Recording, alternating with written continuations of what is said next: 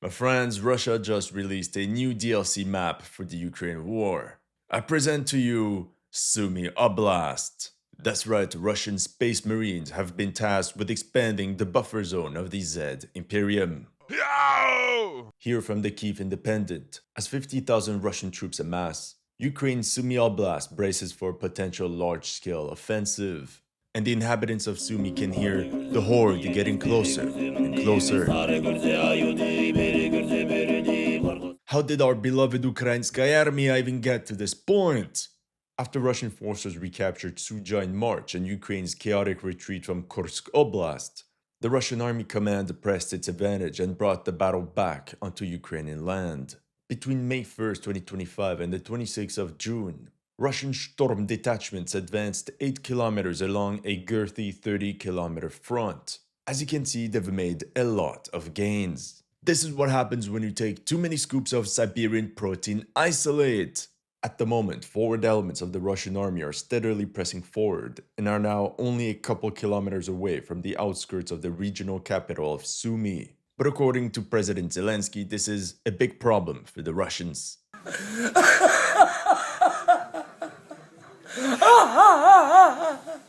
Yeah, that means Russia is about to add one more oblast to the annexation list. But it's as long as my girlfriend's Amazon shopping cart. And as the Russians were just about to break through, the Ukrainians launched a counterattack that stalled the entire front line. And you know what else they did? Remember the Kursk operation, right? And everything that happened? Well, they launched the second one. Madness. Madness and stupidity. That's right, the Ukrainians are back in Kursk Oblast. And now they're fighting for that small town called Tyotkina. Is it going well? Sort of. We are winning! Welcome to History Legends. In this video, we'll go through a step-by-step breakdown of this Russian Sumy offensive by analyzing both the tactical and operational levels. With Russia's reconquest of the town of Suja on the 12th of March, Ukraine's Kursk operation more or less came to an end. Russian army units then pressed on the retreating Ukrainian forces all the way back to the border. Russia's objective number one was to reconquer this bit of territory of the Russian Federation still under enemy control. Objective number two is to establish a security buffer zone in the north of Ukraine, namely in Sumy Oblast. Уже говорил, что было принято решение о создании необходимой буферной зоны безопасности вдоль границ. This was the situation at the front on the 15th of March, right after Russia's capture of Suja, and this was a front line 2 weeks later at the end of the month. Although the Ukrainians still held small pockets inside Russia, the Russian army had already bypassed these positions with 4 thrusts inside Ukraine's Sumy Oblast. That's how by the end of April, the Russians had recaptured the settlement of Gueva, whereas by that point, the Ukrainians only held a small 1 kilometer deep strip of land. Meanwhile, west of Suja, the Russians advanced over 5 kilometers along a 14-kilometer front inside Sumy Oblast. May 2025. To reclaim the border area, Russian assault squads pressed on their attacks on the outskirts of Suja. That's how on the 2nd of May, Russian Marines planted their banner on this defensive line along the recognized border between Russia and Ukraine. 10 kilometers to the north on the 5th of May, 4 elements of the Russian army used the cover of the forested banks of the Lakhnia River and reached the outskirts of the village of the same name. When on the 12th of May, Ukrainian drone operators suddenly fell upon enemy detachments in Bilovody. During the following week, the Russian 83rd Airborne Brigade brought in additional reinforcements in small groups of 3 soldiers. The greenery of spring allowed them to move without being detected by Ukrainian drones. Now let's shift our focus to the swampy grounds east of the new DLC map. By the 19th of May, the Russians controlled the northern part of the village of Garnal, the last settlement before reaching the Russia-Ukraine border. That's when the Ukrainians spotted small Russian rifle teams trying to infiltrate more houses of the village. There, the Russians had 2 motor rifle regiments, the 810th Marine Brigade, supported by the 177th Naval Infantry Regiment from the Caspian Sea. Then, it's only on the 23rd that pro-Ukraine Deep State UA map acknowledged the loss of this entire sector. We know exactly why the Deep State team tends to delay such bad news. Ready! But then, another disaster On the 25th, Russian airborne forces advanced another 1,500 meters and completed the capture of the settlement of Bilovody. To immortalize their victory, the man of the 83rd Airborne Brigade recorded this video. But then Putin's security buffer zone was... Hold on, let me pull out the ruler. Yeah, about 7 kilometers if you press the ruler really hard. In the following days, Ukrainian FPV drones desperately targeted the village of Bilovody, thus confirming that the village was no more in the gray zone but now firmly under Russian control. But then what surprised me is how the Ukrainians didn't launch any counterattacks, like they usually do. I wonder why. Is it because of the lack of reserves? Or because in the sector the Ukrainian army is only carrying a fighting retreat? Simple delaying actions until their real line of defense. Spoilers, there isn't any. 2 days later came another set of terrible news for the AFU. By the 27th of May, Russian units were effectively advancing along a 26-kilometer front. Their storm detachments kept pushing in Lokhnia and Bilovody, but new elements suddenly appeared in Vodolahi, Volodymyrivka, and even Kostiantynivka. Okay, not to be confused with Kostiantynivka north of Vuhledar, or the big city of Kostiantynivka between Chasivyar and Taretsk. The Ukrainians really like to use the same names for all their settlements. It's like naming your son Mohammed in London, not very original. 24 hours later, this entire sector was now in the gray zone with significant Russian gains to be reported. In Kostiantynivka, despite numerous drone strikes by the Ukrainian 103rd Territorial Defense Brigade, the advancing Russian Marines from the 40th Naval Infantry Brigade eventually took hold of the settlement. And the nightmare is not over. In this footage, we see some Ukrainian self-propelled howitzers of the 40th Artillery Battalion 61st Mechanized Brigade in action, which is great, means that Ukraine still have artillery units. But it's their targets that made the Ukrainian HQ hold their breath. Russian forces managed to sneak in 3 kilometers behind enemy lines and started digging in on the outskirts of the large rural town of Myropilya. However, it seems the Ukrainians counterattacked pretty quickly and captured a couple Russian soldiers in the process. That's when the Ukrainian command in charge of the Sumy front realized that a lot of the Russian logistics passed through a town called Rilsk. Rilsk is located 45 kilometers from the border, so they decided to blitz the city over and over again. In this footage, you can see a UAV strike on Rilsk against a building that was said to house Russian troops. A couple days later, also in Rilsk, a Ukrainian Su-27 from the 39th Tactical Aviation Brigade destroyed a Russian air defense launcher using an anti-radiation AGM-88 HARM. And due to the number of Ukrainian strikes against this urban area in the following weeks, we can be certain that it was indeed an important logistics center for the Russian armed forces. And while the Ukrainians were bombarding Russian supply lines, it's not a surprise that they started attacking the town of Tyotkina. So let's take a minute to talk about Ukrainian operations in that sector. So, where's Tyotkina? So if we take a look at the map, Tyotkina is located in Kursk Oblast, but roughly 50 kilometers to the west of the main battlefront in Sumy Oblast. And why is it important? Well, while the Russians were increasing their pressure on Sumy Oblast, the Ukrainian command had a brilliant and very creative idea. Okay, bled, guys, listen up. How about we launch another operation against Kursk? That's right, we're going back. Son of a... On the 19th of May, Ukrainian armored vehicles, including a Bradley, tried breaking through Russian lines. But then the M2A2 Bradley detonated on a mine after passing the Dragon's Teeth. This took place right in the sector south of the town of Tyotkina. Did the Ukrainians stop? I mean, it's up to a pretty bad start. Yeah, nope.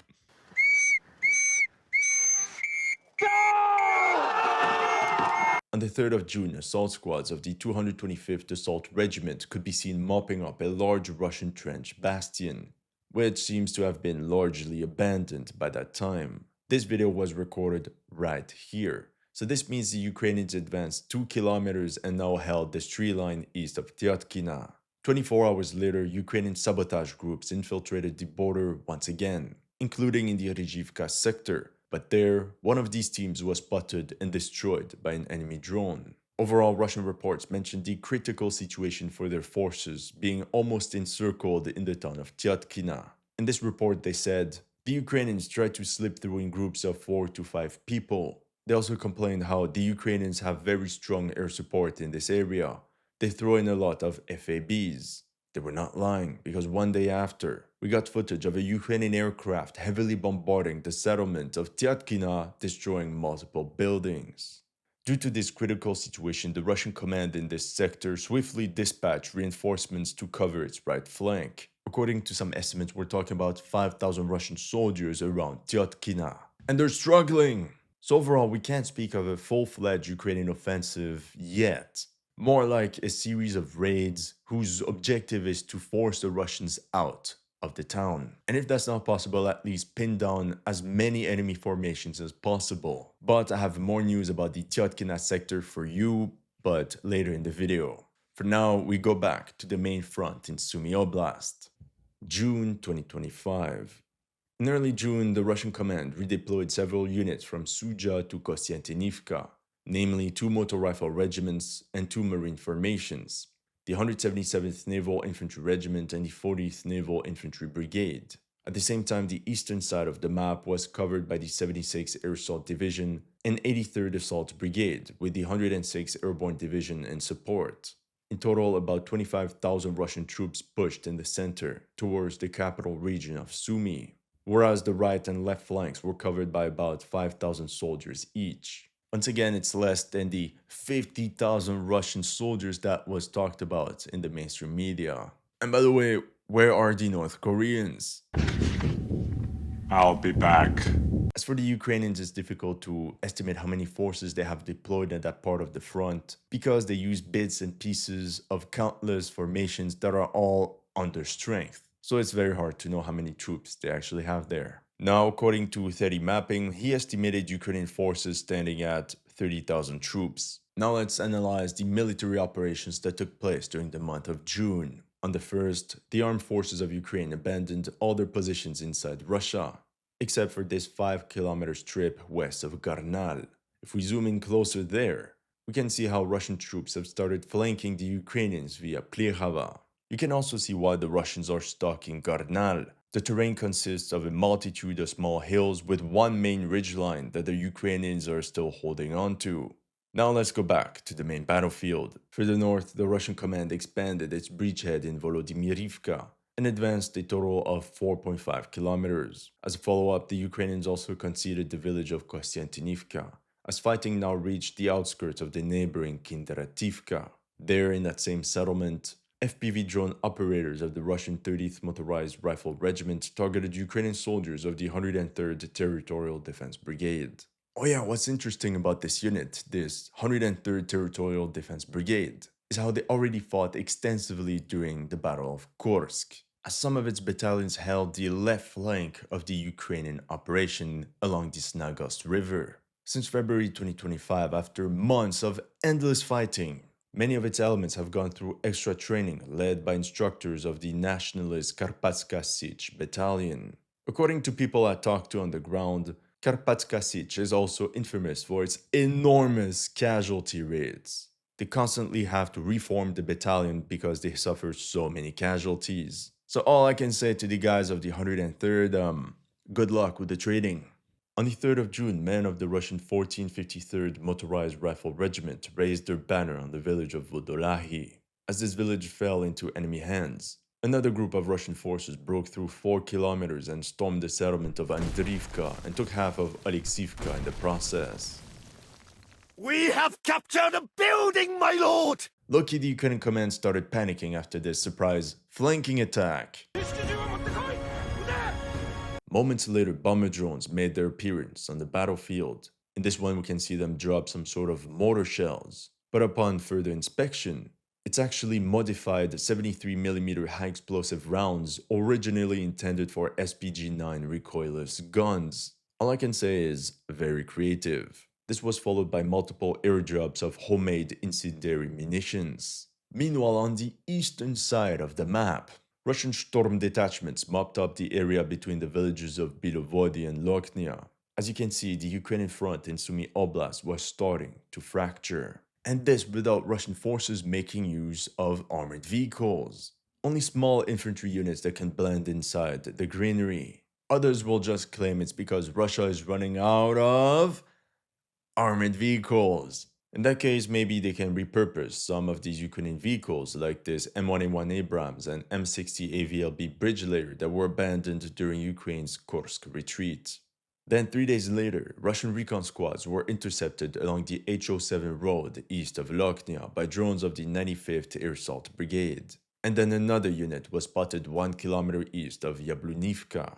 The Ukrainian front was getting overwhelmed on their right flank. As they always do, the Ukrainians sent some reinforcements, but it seems that this fire team was ambushed by a drone right during a rotation. That's when the Ukrainian HQ called the guys with the long, intimidating cannons, which then unleashed their heavy loads onto the advancing enemy infantry. Fun fact, these self-propelled howitzers belonged to the 156 Mechanized Brigade, part of Ukraine's 150 series of new brigades that were supposed to be paid for and trained by the West. But just like the French-trained 155th Mechanized Brigade, the 156 suffered from numerous structural shortcomings and actually came very close to being disbanded. Due to the incoming waves of illegal Russian migrants, Ukrainian drone operators delivered one blow after another until they eventually reached the village of Yablunivka itself. The horde was knocking on the gate, and that's how half the settlement came under control of the Russian 11th Airborne Brigade.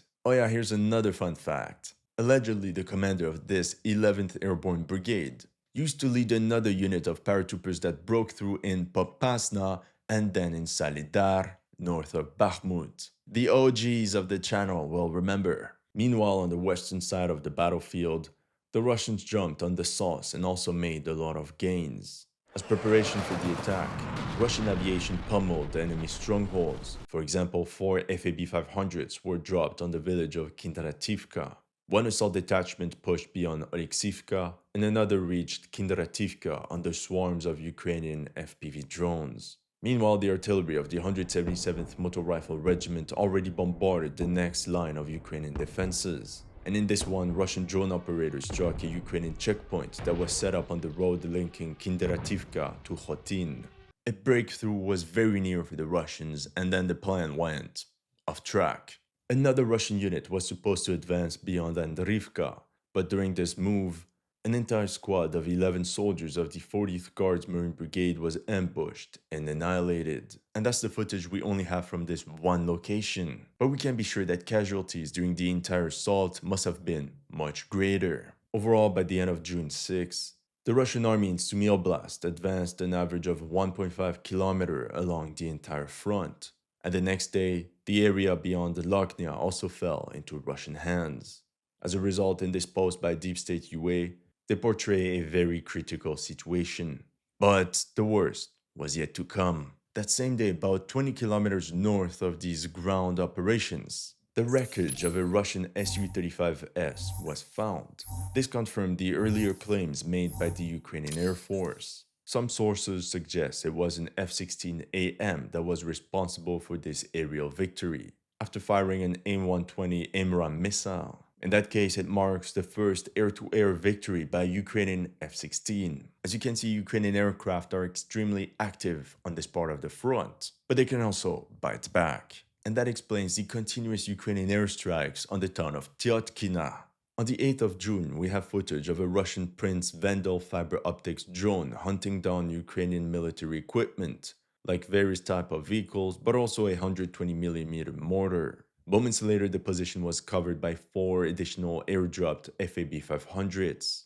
This bombardment took place against the village of Novosich, a very strategic settlement since it covers the eastern gate of the city of Sumy. It's not a coincidence that Russian forces are slowly converging towards this direction from multiple axes, in an attempt to halt this Russian offensive and its logistics. A Ukrainian MiG-21 targeted this bridge using an ASAM Hammer 250.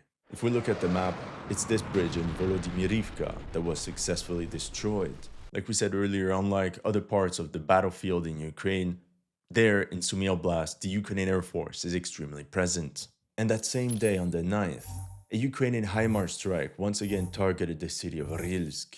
According to Ukrainian reports, the building they hit was a cultural center, but it was used as a staging area for Russian forces. Although the armed forces of Ukraine could call a lot of PR stunts, on the ground things were a bit different.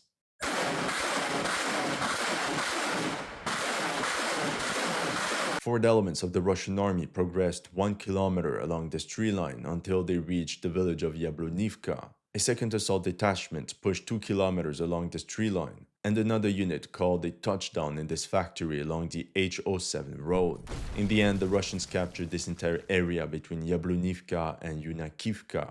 I mean, just look at the face of this Ukrainian soldier that just got back from the front in that area. To me, it says it all. The Russians were advancing fast. Here you can see what type of vehicles the men of the 83rd Airborne were using. They stay lightweight and mobile, riding quads or motorcycles. If it's the first time you hear about Russian forces using ATVs or motorbikes, I highly recommend you to watch this video that explains everything. Link will be in the description below. Later in the day, the Ukrainians tried to send reinforcements to the sector. That's how an M113 APC got destroyed on a rural road leading to Yablonivka. Another unit came aboard a Russian Senator APC. However, it got stuck in a crater caused by an FAB 500 bomb, and the vehicle was later destroyed by a fiber optics drone. During these firefights, the Russian paratroopers of the 83rd Brigade also got their hands on a Swedish-made CV-90 IFV. However, according to some rumors, they stated that they're ready to donate it to Swedish police to regain control over Malmö. After many days of fighting, here's what Ukrainian journalist Butusov said about the situation in Sumy Oblast. Ви говорили про ситуацію в Сумській області. Таких ліній оборони в Сумській області нема, тому російські наступи продовжуються. Просування наразі відбувається зараз на тих ділянках, де щільних лісових масивів нема. Тому ворог просувається, та ситуація загрозлива, і просування ворога воно відбувається саме тому, що такої системних оборонних позицій, на яких ворога справді можна було б зупинити, і хтось би це спланував, їх нема. It's as if the Ukrainian command did not expect at all that the Russian army in Kursk Oblast would continue its offensive operations inside Sumy. Anyway, as usual, after many days of rapid gains, the next few days were relatively calm. Never forget, rest days are important for recovery. In the meantime, Russian artillery shelled the area south of Andriivka, as well as the sectors west of Counterattack. As a response, a Ukrainian drone struck a Russian Tu-S-43 Malva self-propelled howitzer. However, judging by the footage, the artillery piece is most likely just damaged and not fully destroyed. By the 12th of June, the gray zone, or contested area, expanded beyond Yunakivka, as small recon patrols continuously infiltrated through enemy lines. South of Andriivka, the Ukrainians managed to halt a Russian assault aboard quads and motorcycles. A little bit to the west, the village of Counterattack was also getting covered by Ukrainian FPV and bomber drones. As you can see, clashes erupted all along the contact line. Only foreplay, nothing serious. On the 14th of June, deep inside enemy lines, drone operators of the Ukrainian 8th Special Purpose Regiment ambushed Russian reinforcements in Kostiantynivka and Elizavetovka. This goes to show how entire portions of the Russia-Ukraine border are still extremely porous. And that's where the Ukrainians tried to slide in the DMs. 2 days later, on the 16th, the Russian command started converging its assault squads towards Yablonivka. That's how they knocked out most of the units of the 41st and 156th Mechanized Brigades defending the village. 24 hours later, Russian forces gained 8 square kilometers along the Russia-Ukraine border. As for the eastern flank, the Russians reported to have taken control over the village of Alexandria. Okay, to be honest, village is an exaggeration. There is one house there. One. And I wouldn't be surprised if the guy that lived in this house was called Alexander.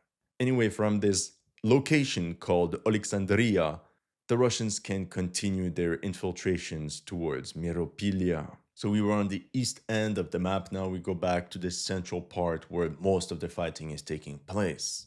By the 18th, half the settlement of Yunakivka fell under control of the Russian 11th Airborne Brigade after a 1 kilometer push. Here you can see a video of the brigade commander leading his units into battle until the white-blue-red banner was raised over the village. If we zoom out, there's only this tree line and this other one from where Ukrainian reinforcements can arrive. And even then, there's so many drones that any deployment of armored vehicles is almost impossible. The Ukrainians still launched many counterattacks, but to no avail. And there's an interesting course of action from this factory. If Russian assault squads manage to flank the village, it's over for the defenders.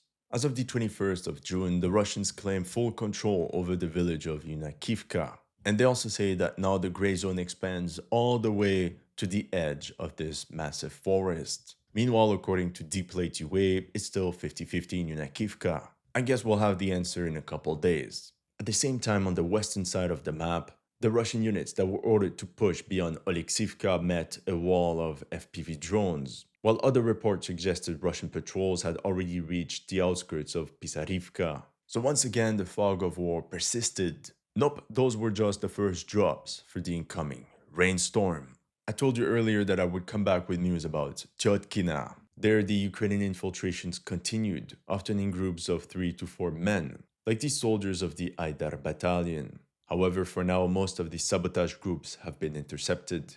I just find it funny how when the Russians use these infantry infiltration tactics, the Ukrainians mocked them by saying it was meat wave attacks. And now, guess what? The Ukrainians copy-pasted Russian tactics.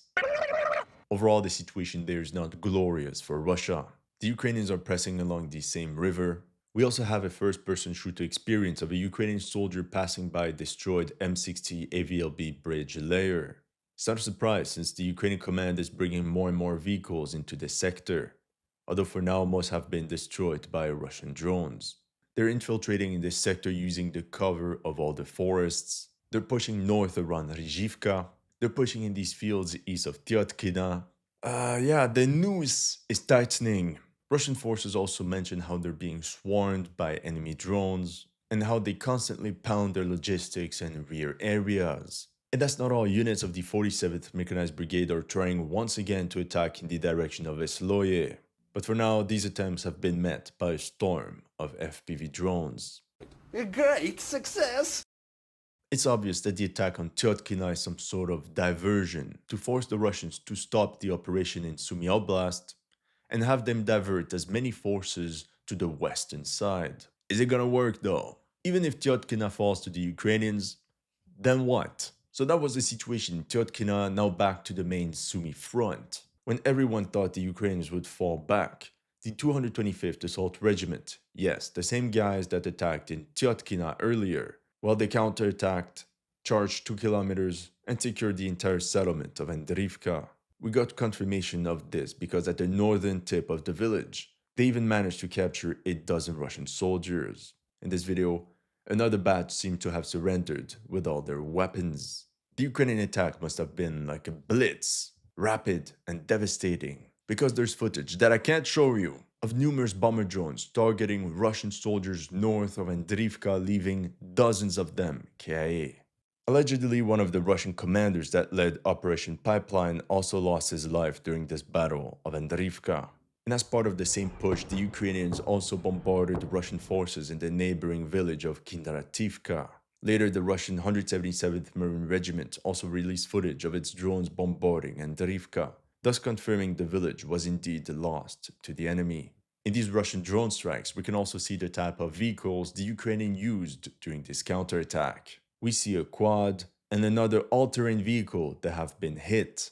Remember when everyone was mocking the Russians for using ATVs? Oh no, they have no armored vehicles left. Well, the Ukrainians are also using them now. At first they laugh and then they copy-paste. Then the Russian drones also targeted soldiers bringing barbed wire to reinforce the perimeter with this YPR-675, and another drone ambushed an incoming Hummer. According to the latest news on the 24th of June, the Russians attempted a large motorbike charge to reclaim Andriivka, but the assault squad was annihilated. Meanwhile, other storm detachments continued their attempts to push out of Oleksivka, but they keep getting repulsed by drone strikes. A bit to the east, a Ukrainian tank of the 1st Tank Brigade carried a fire mission against Russian positions around Yablonivka. However, shortly after he had to retreat because he came under heavy artillery fire. This also confirms the Russian army is in firm control of Yablonivka, unlike what Deep State UA is claiming. At last, on the 25th, the Ukrainian 8th Special Forces Regiment once again targeted multiple enemy artillery positions far behind the front. So I think we've reached the conclusion of this Sumy offensive. So in summary, this was the frontline situation on May 1st, 2025, and this was the situation by the third week of June. Russian forces on the east side advanced on average 9 kilometers, whereas the troops on the western side advanced on average 4 to 5 kilometers inside the enemy lines. Together, all these units pushed along a 30-kilometer front. Plus these Russian operations between Gueva and Miropilya, the Ukrainian counterattack in Andriivka, and the ongoing battle for Tyotkina. What can we expect in the following days and weeks? Here's what Ukrainian military expert Serhiy Krepsky had to say about the situation in Sumy Oblast. Що стосується можливості угрупування противника атакувати Суми, це була маячня від самого початку. Сьогоднішній день на цьому напрямку зосереджено до 60 тисяч військ противника. Такі якісні показники включають в себе всього-навсього 120 танків і до 500 одиниць бойових броньованих машин. І десь приблизно 500-600 стволів артилерії. І це все. Цього недостатньо для того, щоб окупувати обласний центр. Despite his copious amount of hopium, he has a point. Can the Russians really break through without armored vehicles?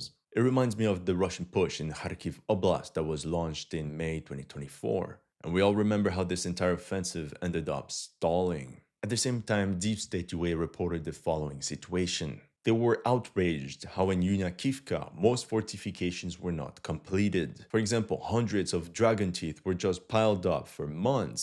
No anti-tank ditches were built, only rudimentary defenses. We also have this video from a Ukrainian soldier saying that somewhere in Sumy, beautiful trenches were indeed built, but due to their lack of cover against drones, they cannot be effectively manned.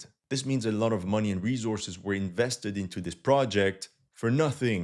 If we continue with engineering, the Ukrainians also built numerous nets over their road to protect from enemy drone strikes. I don't want to say it, but once again copying the Russians. But now let's jump on the map and see what future operations could take place. In the western sector, the Ukrainians could try to attack in a wedge between Counterattack and Oleksivka, and this combined with attacks on the flanks to take enemy forces in a pincer.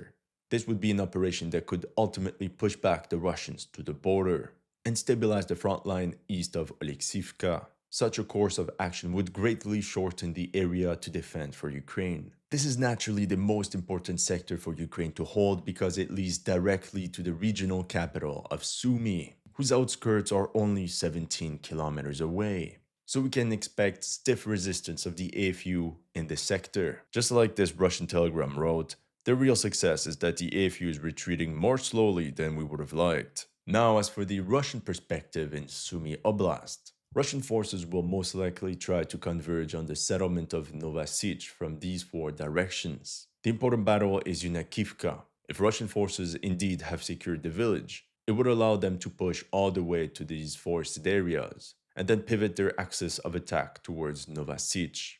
There's also this juicy salient we have to talk about. If the Russians launch a simultaneous attack from Oleksivka and Yablunivka, then the two tips could touch.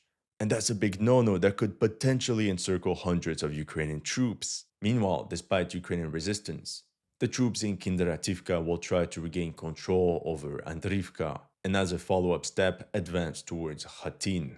Overall, the operational objective for the Russian army will be to secure all the villages at the edge of this large forested area north of Sumy.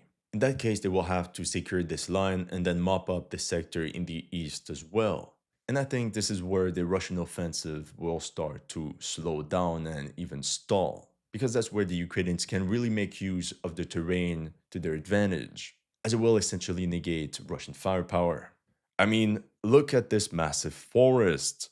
From there, the Russian command will have to rethink its options. If they only want to create a buffer zone, that means they have to secure 12 to 15 kilometers beyond the border. Even if they do decide to stop, it will pin down Ukrainian forces and leave the door open for option 2, a full-fledged offensive against the city of Sumy. And as of now, the only way I could see them do this is by expanding their area of control west of Counterattack and then outflank the city of Sumy from the west. I guess time will tell. That's all I have for you today. Let me know in the comment section what you thought of my analysis. If you're new to this channel, make sure to like and subscribe. And if you want to support my work, make sure to check out my Patreon or PayPal. The links are in the description below.